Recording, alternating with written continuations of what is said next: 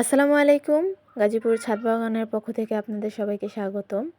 আজকে আমরা দেখব আমাদের গাছে কি সুন্দর লাল টুকটুকে ফল স্ট্রবেরি পেকেছে, আর এই স্ট্রবেরিগুলো কিভাবে সংগ্রহ করা হয়।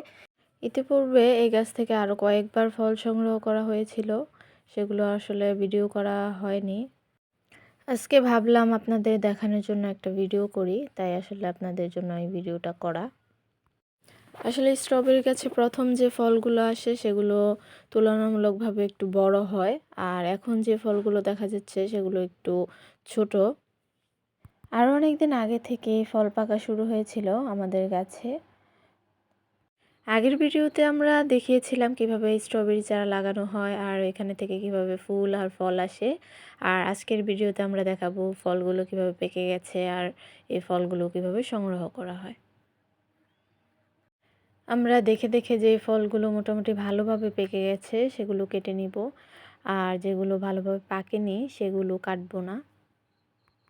কারণ স্ট্রবেরিটা ভালোভাবে না পাকলে স্ট্রবেরিটা হালকা টক লাগে, আর যদি ভালোভাবে পাকে তাহলে স্ট্রবেরির মূল ফ্লেভারটা পাওয়া যায়। তাই আপনারা ফলটা পুরোপুরি পাকা পর্যন্ত অপেক্ষা করবেন। আপনারা দেখতেই পাচ্ছেন আমাদের গাছে অনেকগুলো ফল পেকেছে, আমরা এগুলো আস্তে আস্তে কাটছি। কিছু কিছু ফল আছে আজকে না কাটলেও ভালো হয়, আর 2-1 দিন পরে কাটলে একটু ভালোভাবে পাকবে, তাই সেগুলো আমরা কাটছি না, রেখে দিচ্ছি। আর যেগুলো ভালোভাবে পেকে গেছে সেগুলো আমরা কেটে ফেলছি। যেহেতু বাজারে স্ট্রবেরির দাম অনেক বেশি হয়ে যায়, তাই আপনারা ছাদেই স্ট্রবেরি চারা লাগিয়ে নিজের হাতের ফল খেতে পারেন। কিছুটা যত্ন নিলে স্ট্রবেরি ফলন খুব ভালো হয়।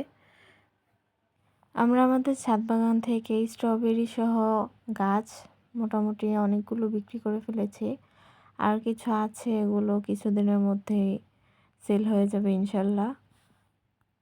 যাই হোক, আজকের জন্য এই পর্যন্তই। সবাই ভালো থাকবেন। আসসালামু আলাইকুম।